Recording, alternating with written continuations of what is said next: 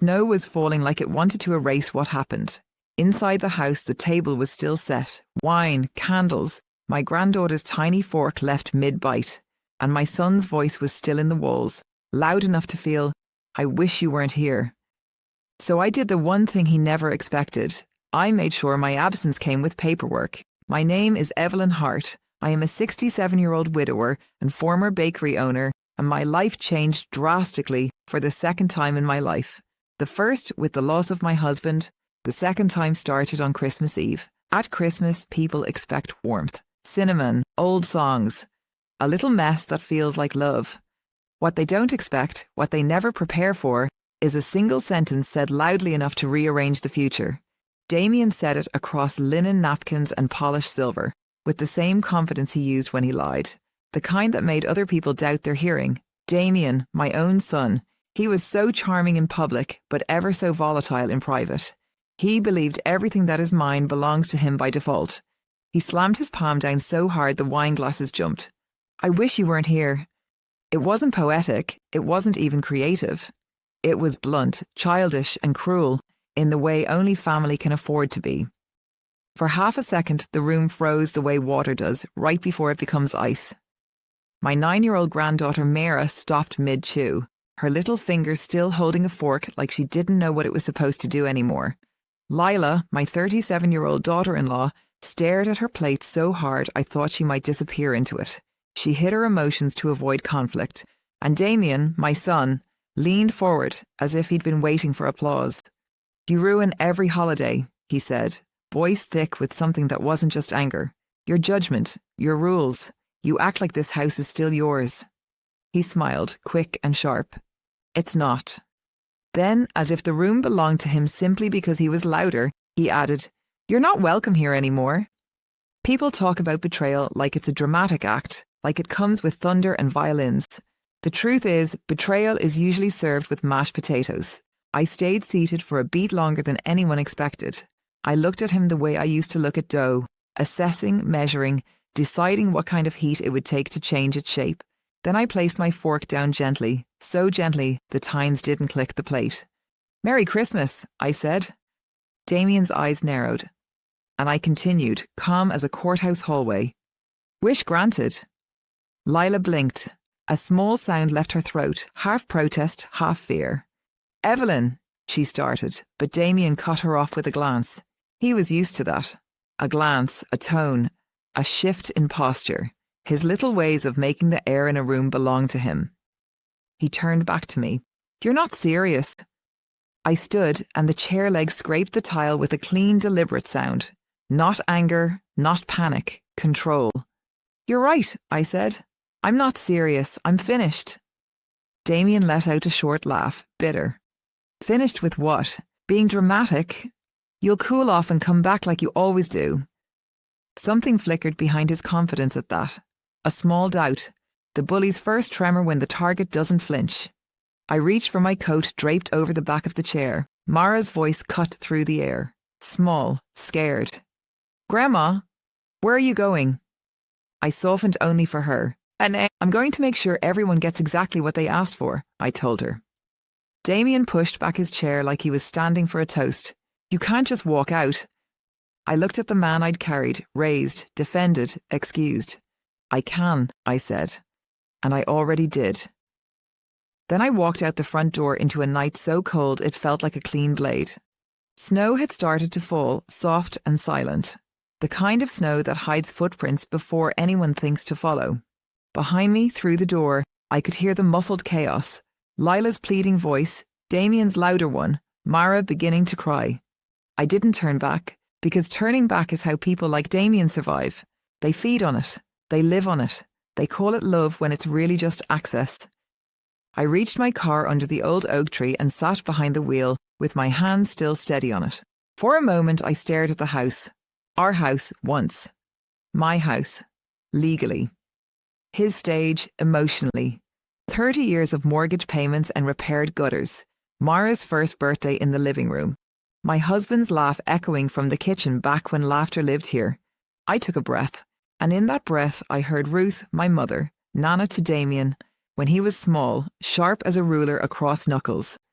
Don't argue with someone who wants a show. Write the ending. I didn't call Damien. I called my sister. Joan answered on the second ring, voice rough with sleep and suspicion. Evelyn, it's Christmas Eve. No, I said. It's Christmas, and I'm done. A pause. Then, what did he do? My sister didn't ask if I was overreacting. That's the difference between people who love you and people who benefit from you. He said he wished I wasn't here, I told her. So I'm leaving. Joan's silence turned cold. And the house? She asked. I watched snow settle on the hood of my car like ash. The house, I said, is the reason I called you. I didn't go to a hotel. Hotels feel temporary, and temporary is how you get talked out of things. I drove to the bakery. Not the one people lined up outside anymore. That place had been sold years ago when my husband died, and I didn't have the energy to keep feeding the world.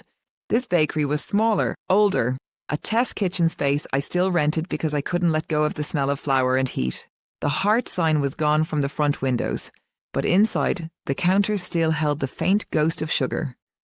Joan met me there 20 minutes later in a long coat, hair pulled back, eyes like a storm. She didn't hug me, she didn't say, I'm sorry. She said, tell me the plan. I set my purse on the stainless steel prep table. The overhead lights hummed like a hospital. Clean, bright, unforgiving. The plan, I said, is to remove myself. Joan's gaze sharpened. From them? From everything they think they own. My sister leaned forward. Evelyn, if this is about selling the house. It is, I said, but not the way Damien thinks. Joan's mouth tightened. He's been using your accounts again. I didn't answer. That was answer enough. For the past year, I'd felt small shifts, missing statements, transfers that appeared and disappeared like a magician's trick. Damien had started calling it streamlining, reallocating, managing your assets so you don't have to worry. He said it with that calm voice he saved for bankers and pastors, and I'd let him. Because I was tired, because grief makes you careless, because sometimes you confuse peace with surrender. Joan reached into her coat pocket and pulled out a folded envelope. I brought something, she said. I recognized the handwriting before I opened it. Ruth's handwriting, my mother's. A letter she wrote a year before she died. One she'd told Joan to give me when you finally stop apologizing to your own child. I unfolded it with careful fingers. It wasn't long. It said, if you raise someone on your sacrifice, they will mistake it for their salary. Joan watched my face. She knew, my sister said softly. She saw what he was becoming. And I stared at the letter until the words stopped being ink and started being a verdict. Then I folded it back up and slid it into my purse like a weapon. Okay, I said. We do this tonight. Joan's eyes widened a fraction. Tonight? Speed kills regret, I said. And regret is how Damien wins. Joan nodded once. Who's your attorney now?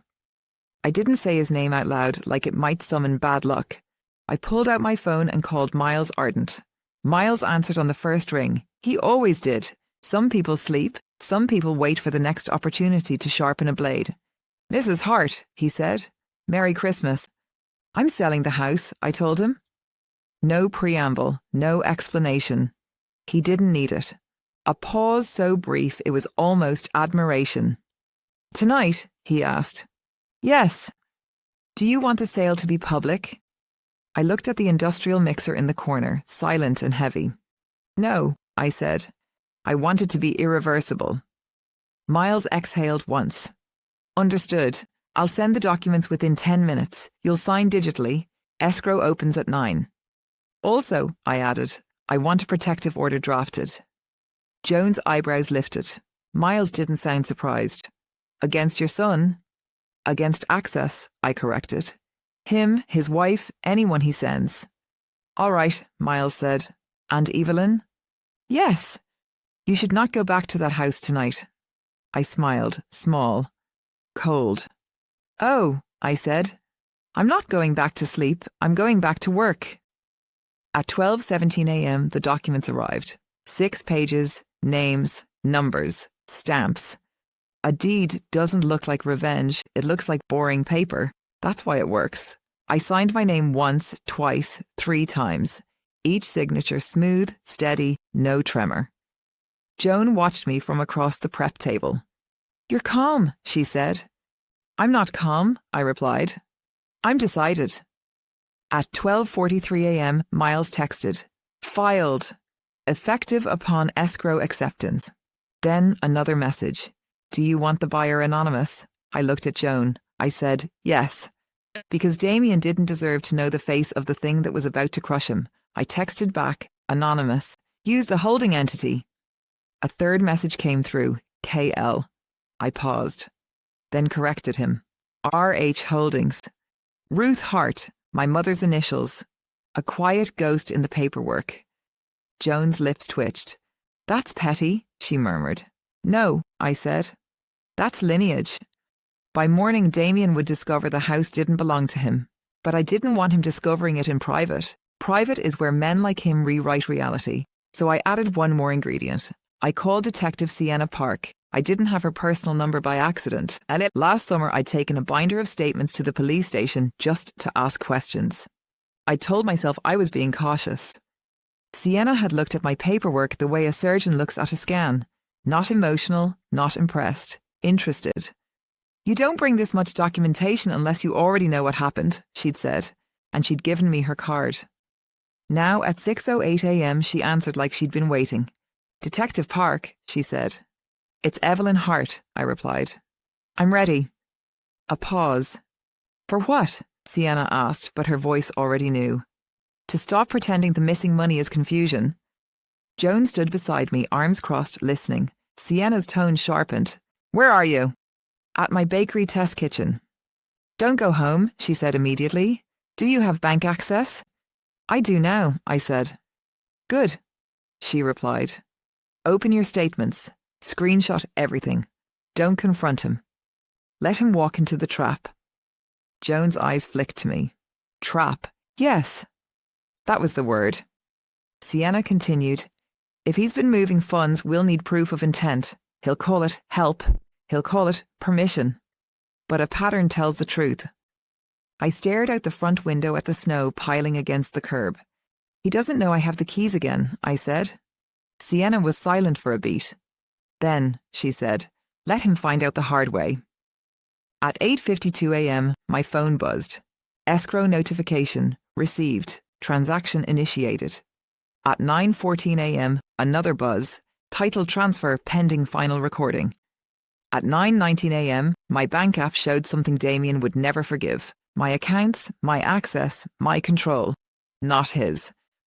Joan poured coffee into 2 paper cups and slid one to me. "You ready for the call?" she asked. I didn't answer, because right then, as if summoned by the universe's sense of timing, my phone lit up with Damien's name. I let it ring, once, twice, 3 times. Then I answered, and kept my voice flat. "Yes." His voice came through ragged, already halfway to rage. "What did you do?" Behind his voice I could hear chaos, Lila crying, Mara's thin little sobs, the clatter of something dropped. "What do you mean?" I asked calmly. "You sold the house," he hissed. "I got an email. Who the hell is RH Holdings?" I held Joan's gaze as I spoke. "It's the owner," I said. "The way I always was." "You can't," his voice cracked. "You can't do that without me." I said, "I already did." A sound like a fist on a counter. "You're insane," Damien spat. "You're vindictive. You're—" "Stop," I said softly. He did. The sudden silence on his end told me something important. Even Damien understood the sound of a knife being set down. "You told me I wasn't welcome," I continued, so I corrected the misunderstanding. His breath was loud in my ear. "Where are you?" I smiled without warmth. "Not where you can use your voice as a key," I said. Then I hung up. Joan exhaled like she'd been holding it for years. "Okay," she whispered. "Now what?" "Now," I said, "we let the law walk in." At 11:06 a.m., Detective Sienna Park arrived at the bakery. No sirens, no drama, just a woman in a plain coat with sharp eyes and a folder already in her hand. She didn't shake my hand at first. She looked at me like she was measuring whether I would fold. Then she nodded once. "Mrs. Hart." "Detective." Joan hovered at my shoulder like a guard. Sienna opened her folder. Let's talk about your son. We sat at the stainless table with the hum of refrigeration around us. It sounded like a heartbeat.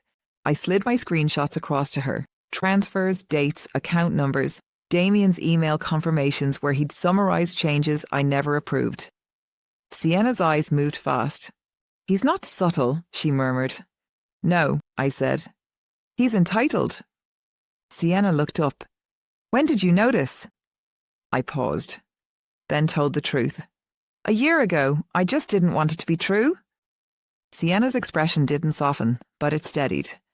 Most people wait until they're broke, she said. You waited until you were angry enough to stop hoping. Joan made a small sound. Agreement. Sienna tapped one page. This transfer, this one right here, was made at 2:13 a.m. 3 weeks ago. That's when he thought I was asleep, I said. Sienna leaned back. Good, that helps. Helps what? Intent, she said. People don't help you at 2:13 a.m. They steal. The word landed heavy and clean. Steal. Joan's hands clenched around her coffee cup. Sienna closed the folder. Here's what happens next. We file for fraud. We freeze anything tied to your name that he touched. We bring him in for questioning. My stomach tightened, not with fear, but with the strange ache of finality. That sounds big, Joan said carefully. Sienna looked at my sister. It is, but it's also accurate. Then she looked back at me. Are you ready to be the kind of mother who doesn't save him from consequences? I thought of Mara's small face at the table, her fork suspended mid-air. I thought of Damien's smile when he said the house wasn't mine. I thought of my mother's letter, and I said, yes. Sienna nodded. Then don't contact him again. I held her gaze. I won't, I said. He wanted silence. He's going to get it, in writing. I didn't see Damien until dusk. He found me anyway. Of course he did. People like Damien always believe they can locate you through force. He arrived at the bakery with a black coat and red eyes, moving like a storm. Lila was in the passenger seat, pale. Mara sat behind her, clutching a stuffed rabbit so tightly her little knuckles were white. Damien got out first. He walked up to the glass door, pulled it open, and the bell above it rang. A cheerful sound that didn't belong to him. Where is she? He demanded, voice already rising. Joan stepped in front of me. You don't get to shout in here, my sister said. Damien stared at her like she was a malfunctioning appliance. Move. Joan didn't. Damien's eyes darted behind her. Found me, locked on. There you are, he said, as if I were a runaway possession. Hello, Damien, I said. His jaw flexed. You sold my house. I corrected him gently. I sold my house. He took a step forward. Joan shifted to block. Lila slipped out of the car then, slow, terrified, one hand reaching behind her to steady Mara. Evelyn, she said, voice breaking. Please, this is out of control. I looked at her carefully. Out of control. The phrase people use when consequences arrive like a bill. What's out of control? I asked. The sale, or the theft? Damien froze. Lila blinked like she hadn't understood the word. Damien's voice dropped. What did you just say? I didn't raise mine. I said what you've been doing for a year has a name, I replied. And it isn't help. Damien's face flushed. You're making things up. You're spiraling. You need help. There it was. The oldest trick in the book, accuse the calm person of madness so you don't have to answer their facts. Joan's laugh was short and sharp. She has the statements, Damien. Damien whipped toward her. This is none of your business. Joan's eyes didn't blink. It became my business when you told my sister she wasn't welcome. Mara made a small sound from the doorway. A tiny hiccup sob. Damien turned, saw his daughter, and for a fraction of a second his expression softened into something like shame. Then he crushed it. Get in the car, Mara, he snapped. Mara flinched. Lila put a hand on her shoulder. No, Lila said quietly. Damien stared at his wife. What? Lila swallowed. Not like that, she said. Not in front of her. Damien's eyes hardened. Don't start. I watched the exchange like a chessboard. Sienna had said, Don't contact him again. She hadn't said he couldn't walk into evidence. I stepped closer to the counter and pressed a button under the register. The security system chirped softly. Cal Merce's keypad logs were live. A camera angle tilted to capture Damien's face. And because Cal believed in redundancy, a microphone picked up every word. Damien didn't know. Damien never knew when the room stopped belonging to him. Evelyn, he said, voice lower, more dangerous. Undo this, now. I looked at him, really looked, and I realised something with startling clarity. My son didn't want reconciliation. He wanted restoration. He wanted the world back the way it was, where my love was a blank check and my boundaries were suggestions. I can't undo it, I said, because I didn't break anything. I revealed it. His nostrils flared. You think you've won? I replied, no. I leaned forward slightly, keeping my voice level. I think you've finally met what you can't intimidate. Damien's lips pulled back in something that wasn't a smile. You're going to regret this, he whispered.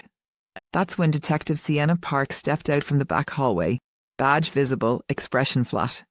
Mr. Hart, she said. That sounds like a threat. Damien's entire body jolted, like someone had pulled the plug on his confidence. What the? He looked at me. You called the cops? I didn't answer. Sienna stepped closer.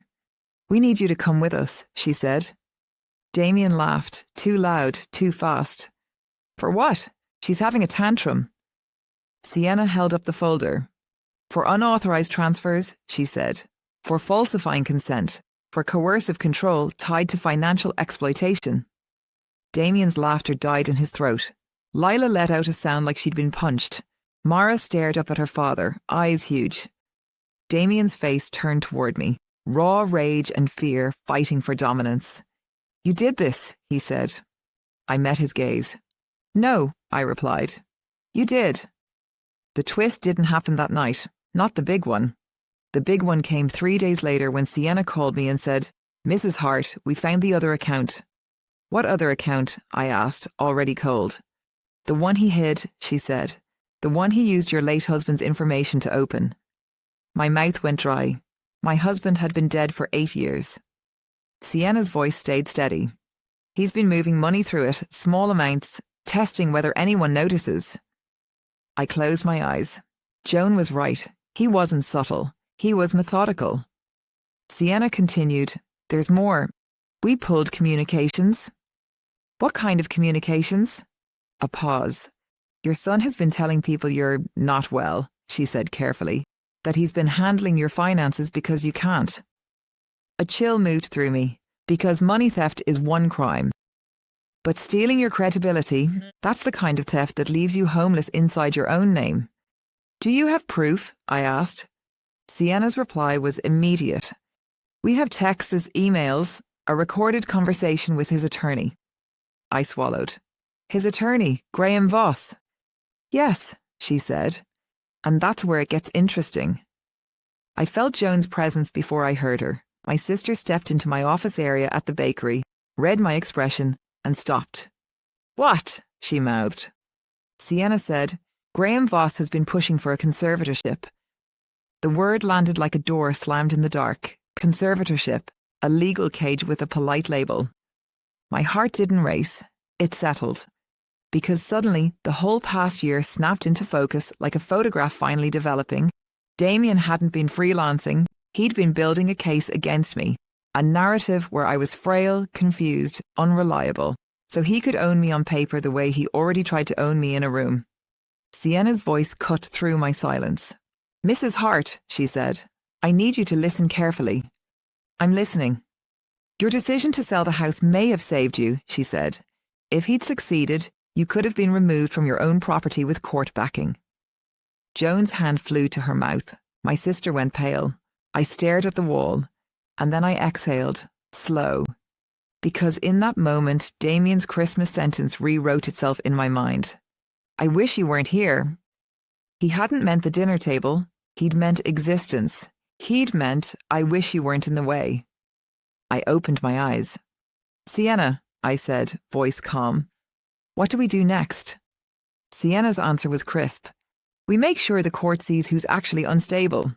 On the 4th night I went back to the house. Not to live, not to cry, to finish it. Cal Mercer met me at the door with his tool bag and a neutral face. "Mrs. Hart," he said, "you want the full replacement?" "Front, back, garage," I replied. "Digital locks, entry logs, alerts to my phone." Cal nodded. "You'll get timestamps, codes, everything." "Good," I said. "I like proof." While Cal worked, I walked through the rooms one last time. Not sentimental, inventory. In the dining room, the table was still set from that night. Lila had tried to clear it, but the stain of red wine remained on the white cloth like a bruise. I stared at the stain. Then I took the tablecloth and folded it, neatly. I placed it in a box labelled evidence. Because some things aren't laundry, they're reminders. My phone buzzed. Miles Ardent. Protective order approved. No contact, no trespass. Violations become charges. I stared at the message until the words felt like a lock clicking shut. Then I replied, "Good. Serve Damien. Serve Voss too if you can." Miles answered, "Already in motion." I didn't smile. I simply felt the room become mine again, not emotionally, but legally. That was the tone of my new life. Not warm. Truth. Damien showed up the next morning anyway. Of course he did. He arrived like a storm that believed it could still control weather. He pounded on the gate, shouting my name, shaking the iron bars like they were the only thing between him and his rightful place. Neighbours watched from their windows.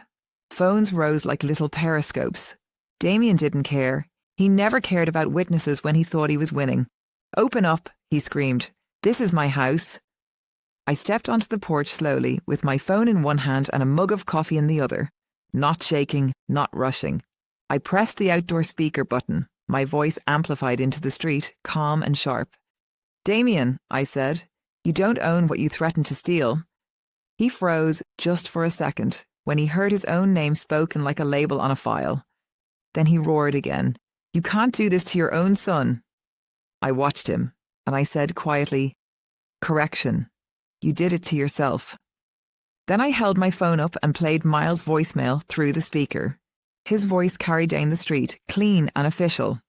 Protective order in place. Any approach is trespass. Any contact is a violation. The sound of authority is different than the sound of anger. Damien's mouth opened. No words came out. He looked around and saw the neighbours, saw the phones, saw the way people tilt their heads when the narrative shifts. He tried again, smaller. "Mom, please." And that was the moment the old Evelyn, the one who apologised to keep peace, almost reached for the gate button. Almost. Then I remembered Mara's flinch. I remembered conservatorship. I remembered my mother's letter. And I did what my mother would have done. I let the silence answer him. Damien's face twisted, humiliation eating rage. He backed away from the gate, breathing hard. And just as he turned to leave, Lila's car pulled up behind him. She stepped out with Mara and a suitcase. Damien spun, shocked. "What are you doing?" Lila's voice was small but steady. "Leaving." Damien laughed once, disbelieving. "With her?" "With my daughter," Lila corrected. Damien stepped toward her, hands out like he could grab what was walking away. Mara pressed into her mother's side, and Lila said something I didn't expect, something that made my throat tighten just once. "She watched you try to erase your own mother," Lila said. "I won't let her grow up thinking that's normal." Damien's face cracked. "You're choosing her." Lila nodded. "I'm choosing safety." He looked at me, eyes wild. "You did this," he mouthed. I didn't speak, because the truth didn't need my voice anymore. It had paperwork. It had recordings. It had witnesses. Lila buckled Mara into the car, closed the door, and drove away without looking back. Damien stood at the gate alone, and for the first time in his life, the world didn't move to accommodate his tantrum. That night, I didn't feel triumphant. I felt clean, like a wound that finally stopped bleeding because someone stopped picking at it. Joan came over with 2 plates of food and set them on my counter like an offering. "You okay?" she asked. I stared at the protective order on the table, then at the letter from my mother, then at the live keypad log on my phone, every entry recorded, every attempted access denied. "I'm not okay," I said honestly. Joan nodded. "But you're free?" I took a breath. Yes, I said. I'm free. My phone buzzed again. Detective Sienna Park. We served him today. Also served Voss. Conservatorship petition withdrawn. Too risky now. I read it twice. Then I typed back, good. And after a pause, I added, tell me the truth. Will he go to jail? Sienna replied, if the paper trail holds, yes. If you hold, yes. I stared at the message. Then I looked out the window at the snow falling soft and silent again, hiding tracks like the world was erasing yesterday. And I whispered to the quiet house, Damien wished I wasn't here. I took a slow sip of coffee. And now, I said, he gets to learn what that really costs.